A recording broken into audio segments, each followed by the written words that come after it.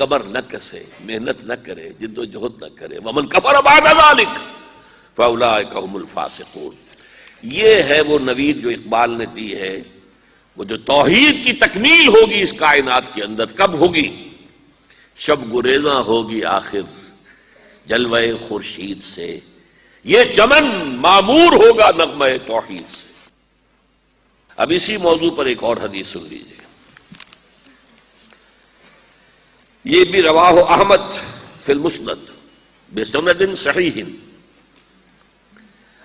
عن المقداد ابن اسود رضی اللہ تعالی عنہ، حضرت مقداد سے مروی ہے انہ سمع رسول اللہ صلی اللہ علیہ وسلم کہ انہوں نے سنا اللہ کے رسول صلی اللہ علیہ وسلم کو یہ فرماتے ہوئے، لا انہ سمع رسول اللہ صلی اللہ علیہ وسلم کہ انہوں نے حضور کو یہ فرماتے سنا، لا یبقى علی ظاہر الارض بیت بدر ولا وبر، نہیں باقی رہے گا روئے ارضی کے اوپر کوئی گھر اینٹ گارے کا بنا ہوا یا کوئی کمبلوں کے خیموں کی شکل میں بنا ہوا، الا ادخلہ اللہ کلمۃ الاسلام، مگر یہ کہ اللہ اس میں کلمہ اسلام کو داخل کر دے گا۔ لیکن یہ گھر میں یعنی اب یہاں پر نومیڈک ٹرائبز کا ذکر بھی ہو گیا جن کے کہ خیمے ہوتے ہیں اور سیٹلڈ سویلائزیشن جو کہ گھر بنتے ہیں، ہمارے شہر آباد ہوتے ہیں، لیکن دو شکلوں میں سے ایک شکل ہوگی، اما کلمۃ الاسلام بعز عزیز وذل ذلیل، یا تو کسی صاحب عزت کے اعزاز کے ساتھ اور یا کسی کمزور کے مغلوب ہو جانے کے باعث، یعنی یا تو کوئی شخص اسلام لے آئے گا، اس کے گھر یا خیمے میں اسلام داخل ہوگا، اس کو بھی عزت نصیب ہوگی، وَلِلَّهِ الْعِزَّةُ وَلِرَسُولِهِ وَلِلْمُؤْمِنِينَ، عزت تو اللہ کے لیے ہے، اس کے رسول کے لیے اور اہل ایمان کے لیے۔ یا پھر وہ مغلوب ہوگا، یؤتُوا الْجِزْیَةَ عَنْ یَدٍ وَهُمْ صَاغِرُونَ، ہاتھ سے جزیہ دے گا، چھوٹا بن کر رہے گا، چاہے وہ اسلام نہ لائے جزیہ دینا پڑے گا اسے، ذمہ بن کر رہنا پڑے گا اسے۔ تو یہ ہے ذل ذلیل، بعز عزیز وذل ذلیل، اما یعزهم اللہ فیجعلهم من اہلہا، تو یا تو اللہ ان کا اعزاز فرمائے گا، انہیں کلمہ اسلام والے لوگوں میں سے بنا دے گا، او یذلہم فیدینون لہا، اور یا پھر ان کو ذلیل کر دے گا، اسے انہیں اطاعت قبول کرنی پڑے گی اسلام کی۔ فقلت، اب اس پر جو حضرت مقداد کہتے ہیں، میں نے اپنے دل میں کہا، جو حضور کا جب یہ قول میں نے سنا، فَيَكُونَ الدِّينُ كُلُّهُ لِلَّهِ، یہ جو سورہ انفال میں الفاظ آئے ہیں، قَاتِلُوهُمْ حَتَّى لَا تَكُونَ فِتْنَةٌ وَيَكُونَ الدِّينُ كُلُّهُ لِلَّهِ، جب ایسا ہوگا تب وہ صورت ہو جائے گی جو سورہ انفال میں کہی گئی ہے، دین کل کا کل اللہ کے لیے ہو جائے گا، مطاع مطلق اللہ ہوگا، حاکم مطلق اللہ ہوگا، اور اسی کے قوانین، اسی کے فرامین کے تحت دنیا کا نظام چل رہا ہو۔ جیسے کہ عیسائیوں کی لارڈس پریئر کے اندر ہے، اور یہ ظاہر بات ہے کہ آخر حضرت مسیح بھی تو نبی تھے نا، تو نبوت کے، توحید کے وہ سارے آثار وہاں موجود ہیں، تحریفیں ہوئی ہیں، لیکن یہ مطلب تو نہیں کہ اس میں سے حق بالکل نکل گیا۔ ان کی لارڈس پریئر جو ہماری سورہ فاتحہ کی طرح ہے، Thy kingdom come, Thy will be done on earth as it is in heavens، اے رب تیری حکومت آئے اور تیری مرضی جیسے آسمانوں میں پوری ہو رہی ہے زمین پر بھی پوری ہو۔ پوری کائنات میں تیرا حکم چل رہا ہے، سورج تیرے حکم کے مطابق گردش میں ہے، چاند تیرے حکم کے مطابق گردش میں ہے، تمام آسمانوں میں تیرا حکم جاری و ساری ہے۔ یہ زمین میں بغاوت ہے، ظہر الفساد فی البر والبحر، زمین میں بر و بحر میں فساد ہے، بغاوت ہے، سرکشی ہے۔ اے رب تیری حکومت زمین پر بھی آ جائے، Thy kingdom come, Thy will be done on earth as it is in heavens۔ اس کا نتیجہ اب میں کیا نکال رہا ہوں، یہ ساری دینی بحث تھی۔ قیامت سے قبل اسلام کا عالمی غلبہ، دین حق کا عالمی غلبہ یعنی عالمی سطح پر خلافت علی منہاج النبوت کا قیام، یہ گلوبل ہوگا، لازمی ہوگا، حقیقی ہوگا۔ اس میں اگر کسی کو شک ہے تو مجھے اس کے ایمان میں شک ہے۔ جب قرآن کا سغرا کبرا موجود، جب احادیث صحیحہ کی یہ بات موجود، پھر بھی کوئی شک؟ یہ یقینی ہے، تقدیر مبرم میں نے کہا ہے۔ اقبال نے یہ لفظ استعمال کیا تھا جب لیگ آف نیشنز جو ہے ڈگمگا رہی تھی، خاتمے کے قریب تھی، مرنے والی تھی، بیچاری کئی روز سے دم توڑ رہی ہے، ڈر ہے خبر بد نہ میرے منہ سے نکل جائے، تقدیر تو مبرم نظر آتی ہے وہ لیکن پیران کلیسا کی دعا ہے کہ یہ ٹل جائے۔ پیران کلیسا جو ہے ویسٹ کے لوگ، وہ چاہتے کسی طرح یہ قائم رہ جائے ادارہ، لیکن مجھے تو تقدیر مبرم نظر آ رہی ہے کہ یہ مرے گی، اور مر گئی ہو۔ بیچاری کئی روز سے دم توڑ رہی ہے، ڈر ہے خبر بد نہ میرے منہ سے نکل جائے، تقدیر تو مبرم نظر آتی ہے وہ لیکن پیران کلیسا کی دعا ہے کہ یہ ٹل جائے۔ تو پہلی بات میری ختم ہوئی، عالمی نظام خلافت دنیا کی تقدیر مبرم ہے، ہو کر رہے گی، اس میں کسی صاحب ایمان کو کوئی شک، کوئی شبہ، کوئی ریب نہیں ہونا چاہیے۔ البتہ اس کا اب دوسرا پہلو کیا ہے، اس کا آغاز کہاں سے ہوگا؟ پہلی بات تو یہ، ہمارے بعض لوگوں کے ذہنوں میں، سادہ دل لوگ، وہ سمجھتے ہیں کہ پوری دنیا میں ایک ہی دفعہ آ جانی چاہیے۔ یہ کوئی علاقائی خلافت تو نہیں ہو سکتی، خلافت تو عالمی ہوتی ہے۔ ان سے میں کہتا ہوں، عالمی خلافت کب تھی جناب؟ یہ تو نہ خلافت راشدہ میں عالمی تھی، کیا ہندوستان شامل تھا اس میں؟ کیا چین شامل تھا؟ کیا یورپ شامل تھا؟ اور پھر جو خلافت کے نام سے جو ملوکیت چلی ہے، وہ بھی صرف دور بنو امیہ میں کہہ سکتے ہیں کہ وہ پورا عالم اسلام کم سے کم اس کے تحت تھا۔ بعد میں خلافت عباس، بنو عباس میں، اور فاطمیین کی خلافت میں، اور آل عثمان جو ہیں آٹومان ٹرکس کی خلافت میں ٹکڑے تھے، اس سے بکھرے تھے، کوئی مانتا تھا، کوئی نہیں مانتا تھا۔ اور سب سے بڑی بات یہ، اگر ایک دم پوری دنیا پر خلافت قائم ہو سکتی تو حضور کے دست مبارک سے ہوتی، لیکن نہیں ہوئی۔ نتیجہ کیا نکلا؟ ایک ملک میں حضور نے قائم کر دی، جزیرہ نما عرب، یہاں خلافت قائم ہو گئی، حضور خلیفہ ہے۔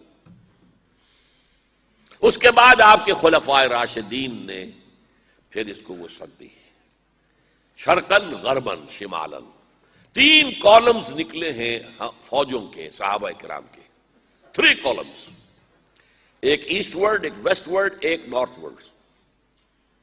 ایک عراق کو فتح کرتے ہوئے ایران میں پہنچ گیا، خراسان تک چلا گیا۔ ایک شام کو فتح کرتے ہوئے اور پھر سینائی پیننسولا سے ہو کر افریقہ میں داخل ہوا اور اٹلانٹک تک پہنچ گیا۔ تیسرا سیدھا شمال میں گیا، لیکن یہ زیادہ دور نہیں جا سکتا تھا، کوکیشین ماؤنٹینز آ گئے، کوہ قاف۔ اس زمانے میں تو یہ یوں سمجھیے کہ امپیسیبل تھا نا، کوہ قاف، لہذا وہاں آ کر رک گیا بابا۔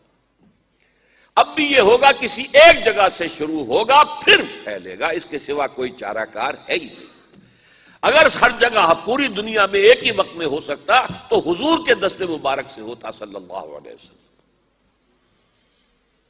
اب وہ نقطہ کون سا ہوگا، نقطہ آغاز کون سا ہوگا؟ اس میں پہلی بات تو میں نے کہا، جو شک کرے گا اس کا پھر ایمان مشکوک ہے۔ ہوگا، لازماً ہوگا، گلوبل ہوگا، پوری دنیا میں ہوگا۔ کہاں سے شروع ہوگا اس میں آپ اختلاف کر سکتے ہیں، لیکن مجھے تو 2 حدیثیں تو ملی ہیں جن سے یہ اندازہ ہوتا ہے کہ یہ اس مشرقی خطے سے ہوگا، عرب کے مشرق کی جانب کسی ملک سے ہوگا، کسی خطے سے ہوگا۔ وہ حدیثیں بھی اب آپ پڑھ لیجئے پہلے، پھر میں کہہ رہا ہوں یہ خزانہ ہے جو ہم نے آپ کی خدمت میں پیش کیا ہے، کاش کہ آپ اس کی قدر کر سکیں، یہ حدیثیں آپ کو ازبر ہو جائیں، یاد ہو جائیں، لوح قلب پر نقش ہو جائیں۔ ہندوستان اور خراسان یعنی موجودہ افغانستان کا ذکر، ابن ماجہ کی روایت ہے ان عبداللہ ابن الحارث رضی اللہ تعالی عنہ قال رسول اللہ صلی اللہ علیہ وسلم یخرج ناس من المشرق یؤتئون للمہدی یعنی سلطانہ، یعنی سلطانہ، دونوں طرح سے پڑھ سکتے ہیں۔ حضرت عبداللہ ابن حارث فرماتے ہیں رضی اللہ تعالی عنہ کہ حضور نے ارشاد فرمایا مشرق کی طرف سے وہ فوجیں نکلیں گی، لوگ آئیں گے جو عرب میں مہدی کی حکومت قائم کریں گے۔ یہ مہدی کون ہوں گے اس کا ذکر میں ذرا بعد میں کروں گا، لیکن نوٹ کر لیجئے کہ مہدی سے پہلے لازماً کسی مشرقی علاقے کے اندر وہ نظام قائم ہو چکے گا، تب وہاں سے فوجیں آئیں گی نا۔ یہ مشرق کون سا ہے؟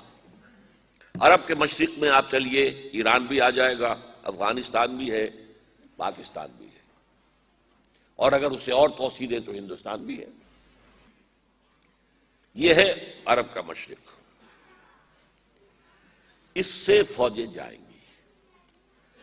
اس کا کیا مطلب ہے کہ اس میں سے کسی جگہ پر نظام خلافت پہلے قائم ہو جائے گا تاکہ وہاں سے فوجیں جائیں گی جو جزیرہ نما عرب میں حضرت مہدی کی حکومت کو قائم کریں گی۔ اب دوسری حدیث سنیے، یہ سنن ابن ماجہ کی حدیث تھی جو میں نے آپ کو سنائی، آپ نے پڑھی۔ دوسری عن ابی ہریرہ رضی اللہ تعالی عنہ،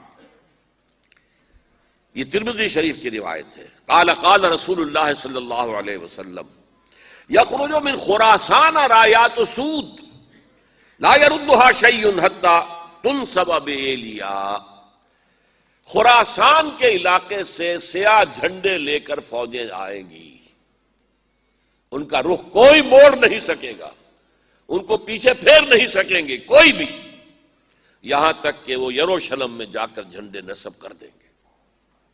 ایلیا حضور کے زمانے میں یروشلم کو کہتے تھے۔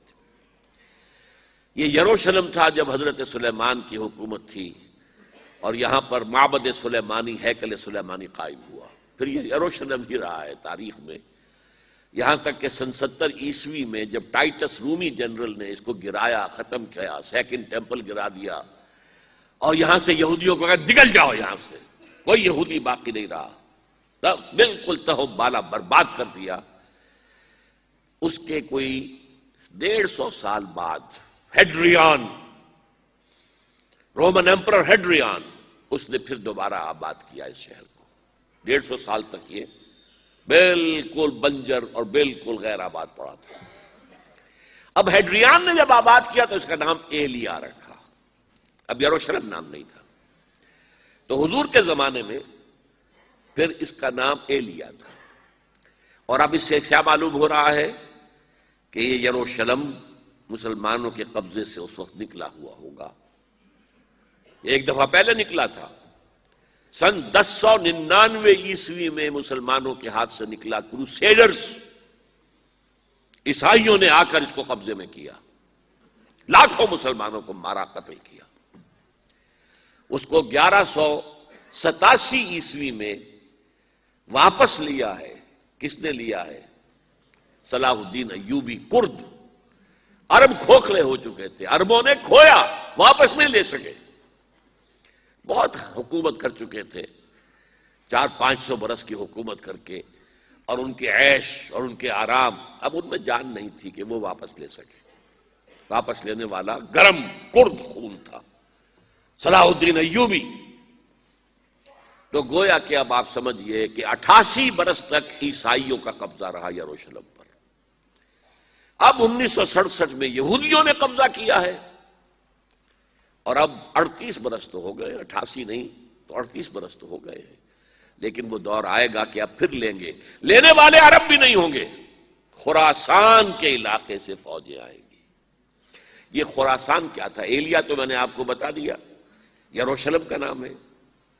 خراسان اس زمانے میں ایک بہت بڑے ملک کو کہتے تھے، کچھ حصہ پاکستان کا بھی اس میں شامل ہے، کچھ حصہ ایران کا بھی ہے، ایران کے اس حصے کو اب بھی خراسان کہتے ہیں، وہ ایک صوبہ ہے، خراسان ایک صوبہ ہے ایران کا چھوٹا سا۔ پاکستان میں خاص طور پر یہ جو علاقہ مالاکنڈ ایجنسی کہلاتی ہے، اس سے اوپر جتنا علاقہ ہے اور یہ جو واخان کی ایک پٹی آتی ہے اوپر، واخان افغانستان کی ایک پٹی سی دم سی چلی آتی ہے جو جا کر چائنا کی سرحد سے مل جاتی ہے، یہاں سے لے کے یہاں تک یہ جو مالاکنڈ کا وہ درہ ہے اور پہاڑ ہے، یہ بھی خراسان کا حصہ ہے۔ باقی تقریباً 2/3 آف افغانستان ساؤدرن حصہ نہیں ہے خراسان کا حصہ، یہ سیستان کہلاتا تھا، یہ خراسان نہیں ہے۔ لیکن یہ کہ اوپر کا 2/3 آف افغانستان اور اس کے ساتھ یہ جو عرب جو اب یہ ترک ممالک آزاد ہوئے ہیں سوویت یونین کے ڈسولوشن کے ساتھ، یہ سارا علاقہ کہلاتا ہے خراسان بزرگ، دی گریٹ خراسان۔ ایک مرتبہ ایک یہاں کا جو کونسلیٹ ایران کا وہ آئے تھے میرے پاس، ان کے ایک اہم آدمی، ان سے میں نے پوچھا خراسان، تو پہلے تو ان کا خراسان ہمارا ایک صوبہ ہے، میں نے کہا نہیں مجھے خراسان، او خراسان بزرگ، وہ جو آپ دی گریٹر خراسان کی بات کر رہے ہیں وہ یہ تھا۔ پھر میں نے اور ذریعوں سے بھی تحقیق کی، پہلے خیال تھا کہ پورا افغانستان اس میں شامل ہے، لیکن اب معلوم ہوا کہ نہیں، یہ جو جنوبی حصہ ہے یہ سیستان کہلاتا تھا، کچھ بلوچستان کا حصہ اس میں شامل تھا اور کچھ یہ جنوبی حصہ افغانستان کا۔ یہاں سے فوجیں جائیں گی اور یہ فوجیں جا کر خراسان سے چل کر ایلیا پہنچیں گی، یروشلم پہنچیں گی اور اپنے جھنڈے گاڑ دیں۔ اس کا جو نتیجہ نکلتا ہے وہ آپ سمجھ لیجئے۔ اس میں بھی اب میں اس سیر ترجمان القرآن اقبال کا ایک شعر آپ کو سنا رہا ہوں۔ ایک تو انہوں نے جو اردو میں کہا تھا، میرے عرب کو آئی ٹھنڈی ہوا جہاں سے، میرا وطن وہی ہے، میرا وطن وہی ہے۔ ٹھنڈی ہوا حضور کو آئی، مجھے ہندوستان کی طرف سے ٹھنڈی ہوا آ رہی ہے صلی اللہ علیہ وسلم۔ اس کا جو ہے حوالہ مجھے نہیں مل سکا ہے اب تک، لیکن لوگ مانتے ہیں کہ ہاں ہے، حدیث ہے، پڑھی ہے ہم نے، لیکن بتا نہیں پا رہے کوئی۔ اور ظاہر بات ہے کہ حدیث کا ذخیرہ اتنا وسیع ہے کہ اس میں سے تلاش کرنا آسان کام نہیں ہے، اور اقبال کو کافی علم تھا ان چیزوں کا، تو اس کو بغیر کسی بنیاد کے نہیں کہہ سکتا۔ میرے عرب کو آئی ٹھنڈی ہوا جہاں سے، میرا وطن وہی ہے، میرا وطن وہی ہے۔ لیکن اس سے بھی زیادہ جو بات ہے وہ علامہ اقبال کا ایک شعر ہے جس کے پہلے مصرے میں تو حضرت مہدی کا ذکر ہے، وہ میں بعد میں اس کا ذکر کروں گا جب ان کا وقت آئے گا۔ خضر وقت از خلوت دشت حجاز آید بروں، خضر وقت، وقت کا خضر، میرے نزدیک وقت کا مجدد حضرت مہدی، وہ خلوت حجاز سے باہر آئیں گے۔ خضر وقت از خلوت دشت حجاز آید بروں، کارواں زیں وادی دور و دراز آید بروں، کارواں اس وادی دور و دراز سے چلے گا۔ یہ وادی دور و دراز کون سی ہے؟ وادی سندھ۔ وادی سندھ کا تصور پتہ نہیں آپ کو کیا ہے۔ آپ کو معلوم ہونا چاہیے کہ وادی سندھ، یہ سارے ٹریبیوٹس جو آ رہے ہیں جو وادی اس دریائے سندھ میں مل رہے ہیں، جیسے ایک درخت ہوتا ہے اور اس کی شاخیں ہیں، وہ تو درخت کے تنے سے نکلی ہیں۔ ایک یہ کہ ٹریبیوٹریز ہوتی ہیں، چھوٹے چھوٹے دریا ہوتے ہیں، وہ ملتے ہیں تو ایک بڑا دریا بنتا ہے۔ یہ ٹریبیوٹریز مشرق سے بھی آ رہی ہیں سندھ میں اور مغرب سے بھی آ رہی ہیں۔ افغانستان کا جو مشرقی حصہ اسی وادی سندھ کے اندر ہے، اور یہ موجودہ پاکستان، بلکہ اس میں سے کچھ حصہ جو ہم چھوڑ چکے ہیں، ہم سے نکل گیا دریائے ستلج تک، یہ اس وادی سندھ کا حصہ ہے۔ کہاں آ رہا ہے ستلج؟ سندھ میں، اور بیاس تو ستلج میں پہلے ہی آ گیا، راوی آ گیا، چناب آ گیا، جہلم آ گیا، سب سندھ میں پہنچ گئے، مٹن کوٹ میں سب پہنچ گئے کہ نہیں پہنچ گئے؟ اوپر سے یہ دریائے سوات آ رہا ہے، یہ دریائے دیر آ رہا ہے، یہ دریا فلاں آ رہا ہے، یہ دریا فلاں آ رہا ہے، سب دریائے کابل میں ہو کر کہاں پہنچے؟ سندھ میں۔ اوپر سے دریائے ہنزا آ رہا ہے، دریائے گلگت آ رہا ہے، کہاں آ کر گرے؟ سندھ میں۔ پھر یہ جو دریا آ رہے ہیں جو ہمارے جو ہے درائے گومل سے چلا آ رہا ہے، ٹوچی چلا آ رہا ہے، کہاں جاتے؟ سندھ میں۔ یہ پوری وادی ہے، یہ افغانستان کا مشرقی حصہ جو پختون ہے، 100% پختون، وہ در حقیقت وادی سندھ کے اندر ہے، یہ دو طرف سے وادی سندھ۔ کارواں زی سے مراد ازیں، کارواں ازیں وادی دور و دراز آیت برو، فوجیں یہاں سے جائیں گی حضرت مہدی کی حکومت قائم کرنے کے لیے۔ خضر وقت از خلوت دشت حجاز آیت برو، کارواں زنی وادی دور و دراز آیت برو۔ یہ ہے اس سیر کا، حالانکہ یہی شخص ہے جو اپنے خطبات کے اندر نفی بھی کرتا ہے کہ یہ مہدی اور وہ یہ سب تصورات جو ہیں یہ کوئی صحیح نہیں ہے، اور یہ پرانی کوئی روایات چلی آ رہی تھی، ہر مذہب میں تصور ہے، اس طرح کی بات کہی ہے۔ جب عقل سے بات کرتا تھا تو اس میں ٹھوکریں کھاتا تھا، جب دل سے اس کے یہ سیلاب کے مانند چشمہ ابھرتا تھا دل سے اس کی شاعری کا، اس میں ہوتے تھے وہ حقائق کہ جو ابدی ہے۔ اس پر جو اشفاق صاحب ہوتے تھے ہمارے ہاں، اشفاق احمد ادیب، ڈرامہ نگار، تلقین شاہ، انہوں نے بڑی پیاری بات کہی تھی، اگرچہ ان کا مذاق اڑایا تھا روزنامہ نوائے وقت نے، بات بڑی پیاری تھی۔ اقبال ایک دن کا اقبال تھا، ایک رات کا اقبال تھا۔ دن کا اقبال فلسفی تھا، وہ اپنی عقل سے غور و فکر کرتا تھا، اس کا حاصل تو ہے وہ لیکچرز، خطبات، ان میں بہت سی باتوں پر علماء کو شدید اعتراض ہے۔ ایک رات کا اقبال تھا، اسے الہام ہوتا تھا، سیلاب آتا تھا شاعری کا، اور وہ اقبال جو ہے اصل اقبال ہے۔ اور اس کو کہا اقبال نے خود، ڈاکٹر یوئنگ ہوتے تھے جو پرنسپل تھے ایف سی کالج کے، ان کے نام سے یوئنگ ہال اب بھی موجود ہے نیلا گنبد چوک میں، ایک ہاسٹل بنایا تھا انہوں نے، تو یوئنگ ہال۔ ایک دعوت میں سب جمع تھے، ڈاکٹر یوئنگ بھی تھے، علامہ بھی تھے، تو یوئنگ نے بڑا تیکھا وار کیا کہ ڈاکٹر اقبال، ہم نے سنا ہے کہ آپ جیسا آدمی بھی وربل ریولیشن کا قائل ہے۔ کو پہلے مسئلہ سمجھ لیجئے ورنہ واقعہ سمجھ میں نہیں آیا تھا۔ ایک ہے وربل، وحی باللفظ، قرآن کے بارے میں ہمارا عقیدہ یہ الفاظ اللہ کے ہیں۔ ایک ہوتا ہے وحی، لیکن اس وحی میں لفظ جو ہے وحی کا نہیں ہوتا، بلکہ وہ انسپیریشن کہلاتی ہے، کوئی بات آپ کے ذہن میں ڈال دی گئی، آپ نے اپنے الفاظ میں اس کو ادا کیا۔ تو یہ سمجھتے ہیں کہ وحی جو ہے یہ ہمیشہ وحی باللفظ وربل نہیں ہوتی، یہ عیسائیوں کا عقیدہ ہے۔ اور وہ عقیدہ کیوں بنایا ہے؟ اب ایک بات سے بات نکل رہی ہے، انجیلیں 100 سے زیادہ تھیں، اب بھی کم سے کم 4 کو کینونیکل کہتے ہیں، تو ان چاروں میں اختلاف ہے، تو کون سی انجیل ہے؟ میں جب پڑھتا تھا میڈیکل کالج میں تو میں نے منٹگومری میں ایک بہت بڑا ان کا مشن ہے، تو وہاں پادری صاحب سے مسٹر وائٹ جا کے میں نے کہا کہ which one of these is Bible?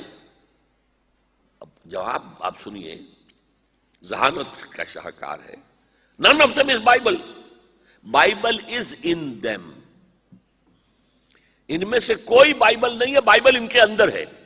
یعنی جو مفہوم عیسیٰ کو وہ خدا سمجھتے ہیں اور ان کو اپوسلز کہتے ہیں، یہ نبی تھے حضرت عیسیٰ کے، رسول تھے، یہ متی ہوں یا جون ہوں جو بھی ہیں، اپوسلز ہیں۔ تو جو حضرت عیسیٰ نے ان سے کہا وہی کی، انہوں نے اپنے الفاظ میں اس کو ادا کیا ہے، لہذا علیحدہ علیحدہ ہو جائے گا وہ اپنا، جیسا کہ احادیث کے اندر ہے۔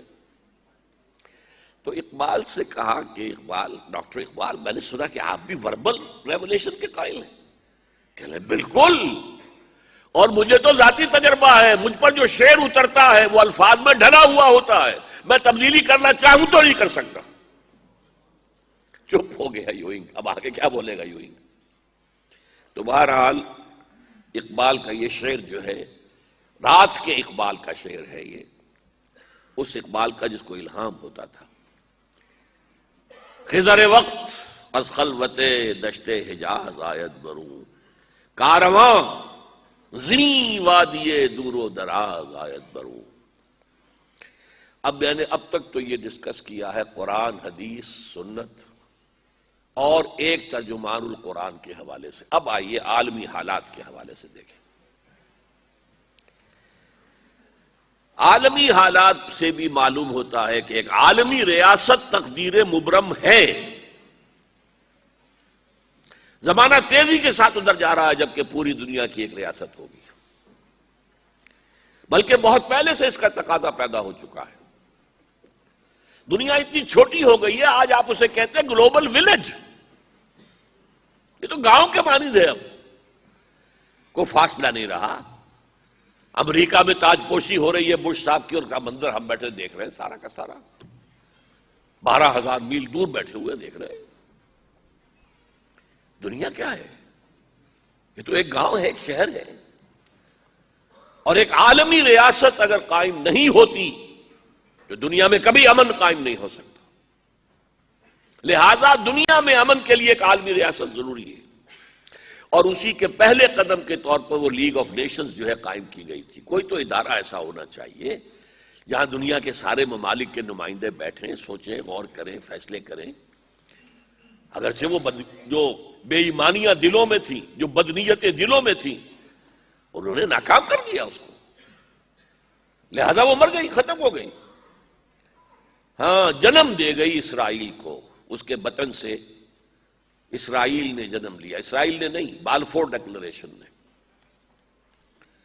کہ یہودیوں کو فلسطین میں آباد ہونے کی اجازت ہے۔ اچھا، جب وہ ختم ہو گئی تو تقاضا موجود تھا، کوئی ادارہ ایسا ہونا چاہیے، بھئی بیٹھے سب کے سب وہاں فیصلے کریں، ورنہ تو دو برتن کھڑک جائیں گے تو اس کے بعد وہ عالمی جو ہے ایک کنفرنٹیشن ہو سکتی ہے۔ تب یہ پھر دوبارہ یونائٹڈ نیشنز آرگنائزیشن بنی، اور اب وہ بھی دم توڑ رہی ہے، بیچاری کئی روز سے دم توڑ رہی ہے، اس لیے کہ عراق وار کے ضمن میں ایک پیسہ بھر بھی وقت نہیں دی بش نے یو این او کی حمایت یا مخالفت کو۔ کیا رہ گیا اس کا وجود؟ بس ایک کلب ہے، آؤ بیٹھے گفتگو کرو، اللہ اللہ خیر صلی اللہ۔ جتنے ریزولوشن یو این او نے پاس کیے جنرل اسمبلی نے اسرائیل کے خلاف، سب کو ویٹو کیا ہے امریکہ نے، تو فائدہ کیا ہوا بھائی؟ جنرل اسمبلی کا فیصلہ کشمیر کے بارے میں موجود ہے، 55 سال سے اس پر عمل درآمد نہیں ہو سکتا۔ تو وہ در حقیقت جب عدل انسان کے اندر نہ ہو، اللہ پر ایمان اور یقین نہ ہو، آخرت کے محاسبے کا احساس نہ ہو، تو کوئی بھی آپ ادارہ بنا لیں فیل ہو جائے گا۔ ایک زمانے میں، وہ بھی میرے زمانے طالب علمی کا ہے، جمعیت طلبہ والے جو ہے کراچی سے نکالا کرتے تھے اسٹوڈنٹس وائس، ایک انگریزی ہفت روزہ، اس میں لکھا تھا یو این او کا مطلب ہے یونائٹڈ نیشنز آرگنائزیشن نہیں، انٹائڈ نیشنز آرگنائزیشن، جو بندھی ہوئی نہیں ہے آپس میں، یہ نیشنز جو ہیں ان کا کوئی آپس میں تعلق نہیں ہے، ان کی آرگنائزیشن ہے، انٹائڈ، یونائٹڈ کی بجائے۔ اور آج اس کا منظر سامنے آ چکا ہے، لیکن تقدیر مبرم ہے، the march of history cannot be stopped۔ چاہے نیو ورلڈ آرڈر آئے، چاہے جسٹ ورلڈ آرڈر آئے گا ورلڈ آرڈر، جس میں کوئی شک نہیں ہے۔ گلوبلائزیشن ہو رہی ہے، ٹرپس کا معاہدہ ہو رہا ہے، یہ سارا جو ہے کدھر ہم سفر کر رہے ہیں، کدھر جا رہے ہیں؟ Towards a world state. اس عالمی ریاست کے قائم ہونے میں کمپیٹیٹرز کون کون ہیں؟ کون اپنا نظام قائم کرنا چاہتا ہے؟ اس کے لیے اقبال کے دو شعر، دنیا کو ہے پھر مارکہ روح و بدن پیش، مارکہ روح و بدن، روحانیت اور میٹیریلزم، دنیا کو ہے پھر مارکہ روح و بدن پیش، تہذیب نے پھر اپنے درندوں کو ابھارا۔ تہذیب کے درندے، یہ ہے مغربی قوموں کے لیے بہترین لفظ ہے، تہذیب کے درندے، کہتے ہیں سیویلائزیشن سیویلائزیشن سیویلائزیشن، اور جو درندگی وہ کرتے ہیں کوئی بھیڑیے وہ درندگی نہیں کر سکیں گے جو وہ کرتے ہیں۔ دنیا کو ہے پھر مارکہ روح و بدن پیش، تہذیب نے پھر اپنے درندوں کو ابھارا،